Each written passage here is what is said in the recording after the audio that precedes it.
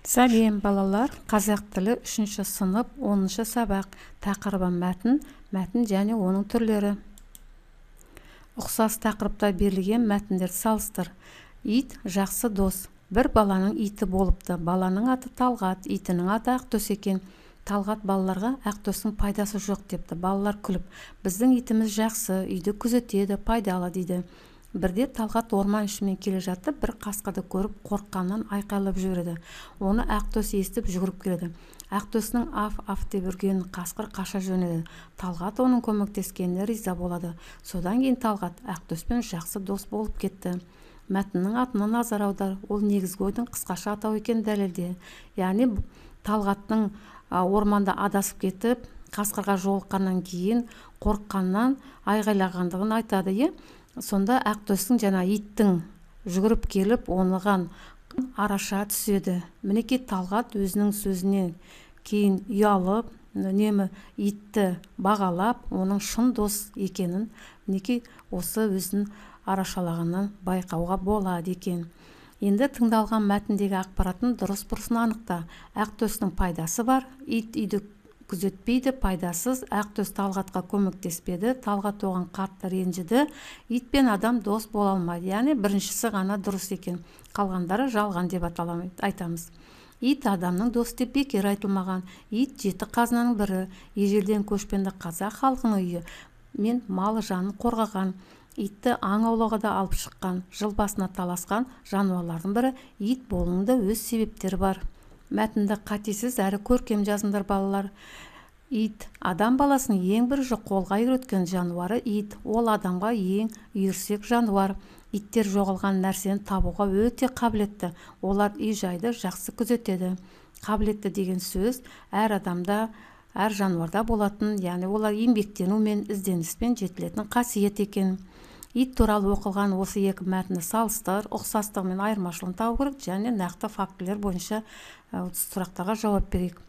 Яғни бұл екі мәтінде ит жақсы дос және ит деген мәтіннің екеуі ұқсастықтары ит туралы, айырмашылығы бірінші мәтін ит жақсы дос деген мәтін әңгімелеу және көркем мәтін, себебі бейнелі суреттеліп тұр. Ал ит деген мәтінді сипаттау және ғылыми мәтін, себебі нақты фактілер айтылған. Суреттегі иттер туралы энциклопедияны ақпарат тауып оқы. Бірінші суреттегі құмай тазы, бұл көбінесе адамдар аңшылыққа үйретеді. Ал екіншісі неміс овчаркасы, бұл көбінесе адамдарға, көзі көрмейтін адамдарға, содан кейінгі әскери жұмыстарда өте пайдасын тигізетін иттердің бірі. Үшінші төбет немесе орта азиялы овчарка, яғни алабай деп аталады. Бұл өте қауіпті, адамдар үйлерінде әлі күнге дейін ұстайды. Сондықтан балалар иттерді ызаландырудан сақ болыңдар, олармен жақын жүрмеңдер. Яғни егерде жазулы болса, қастарында иттер жүретін болса, олардан қасына жоламай, ызаландырмай кетіп қалыңдар. Өте сақ болыңдар балалар иттерден. Төмендегі екі мәтін салыстыр, ұқсастық айырмашылығын табамыз. Бақа құрлықта да суда тіршілік етеді, сондықтан оны ғалымдар қос мекенді деп атайды.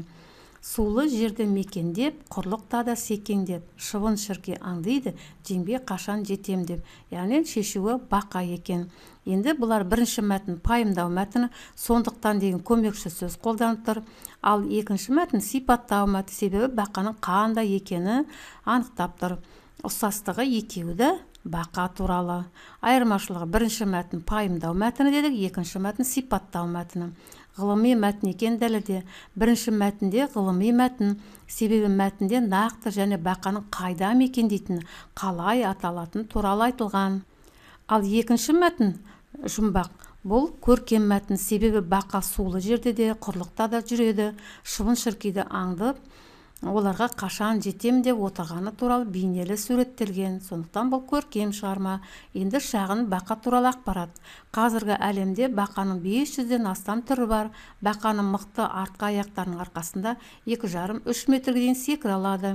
Әлемдегі ең кішкентай бақалар Кубада тұрады. Орта есеппен ересек түрінің ұзындығы 1 сантиметрден аспайды екен. Балалар, осымен сабағымызды аяқтаймыз. Біз мәтіннің түрлерін анықтадық.